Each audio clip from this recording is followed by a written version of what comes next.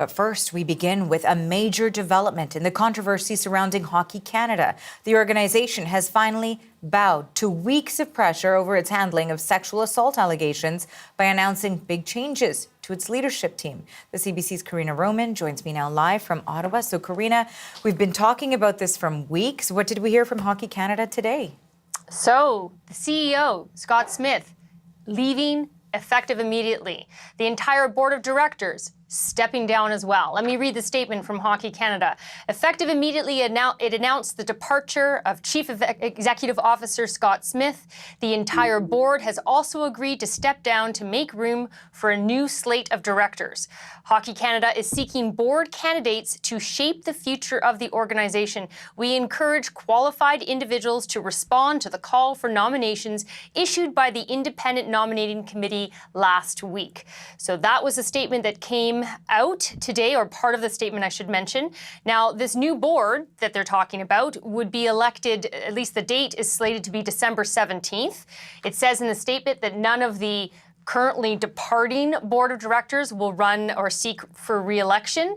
There'll be an interim management committee that will be put into place that will deal with day-to-day operations, starting to put into effect what Hockey Canada has called its action plan, which it devised to make changes in wake of these sexual assault allegations and how it dealt with those sexual assault allegations. And then, of course, governance changes that came, well, recommendations for governance changes that have come out of this in more internal review that they had done by a former Supreme Court justice. Now, once the new board is elected in December, that board will then also appoint a new CEO to replace Scott Smith, and then that interim committee can step aside, that management committee. Now, as you mentioned, pressure building for weeks on this. The Prime Minister, the Sports Minister, you had MPs from all political parties, especially those who sat on the Heritage Committee and listened to testimony from the board interim chair.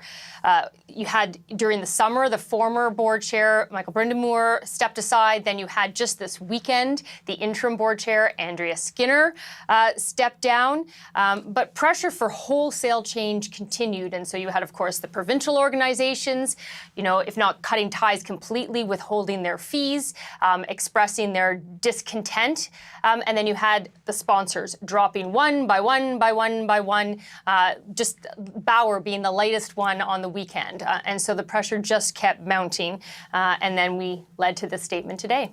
And you know, Karina, it's interesting because a lot of the initial reaction we had seen to the testimony that Andrea Skinner had presented about a week ago was, as you said, that sort of free fall of sponsorships, of very big sponsorships too, for Hockey Canada, specifically for the men's team. So that led to, as you said in that timeline, to today, this big move, the CEO, the executive board. What's the reaction to that been like? Well, there was a fairly quick tweet from John Nader, the Conservative MP who sits on the Heritage Committee and was not very satisfied with the testimony that he heard from Andrea Skinner. His tweet says, "It should not have taken this long, but I am hopeful that we will finally see meaningful changes to the governance, organization, and culture of Hockey Canada. There is still much work to do." The Bloc Québécois has also put out a statement in French, part of it saying this is a real opportunity for change, but it's quite a long statement. Then you have Hockey Quebec, one of the first, well, the first one to withhold its fees from Hockey Canada. It says, "This outcome, which seemed inevitable to us, will allow the organization to take a fresh look at the challenges to be met. Now it is essential to ensure that future directors take concrete steps to effect in-depth changes in terms of respect, integrity, and culture." And then Ontario Hockey Federation also with a statement, basically recognizing these changes made by Hockey Canada, believing it's a good first step in addressing the challenges ahead, and it's incredibly important juncture in the game's history. It cannot be understated that trust needs to be rebuilt with Canadians. And then you have Sheldon Kennedy on our network just the last hour, former NHLer, former abuse survivor. This is what he had to say. Me, the leadership within the organizations have to believe it. They have to live it, and it has to be their number one priority. And until that happens within organizations, you never see the change, I think, that everybody wants to see or that is promised when they hire or be part of an organization. Now, the question is, will this be enough to get the sponsors back? Will it be enough to get the provincial organizations back? Because everyone basically saying, Sheldon Kennedy amongst them, but many saying this is only the beginning. This is a first step.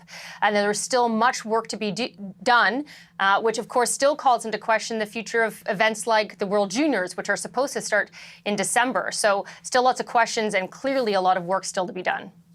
All right, thanks for this, Karina. That is Karina Roman reporting in Ottawa.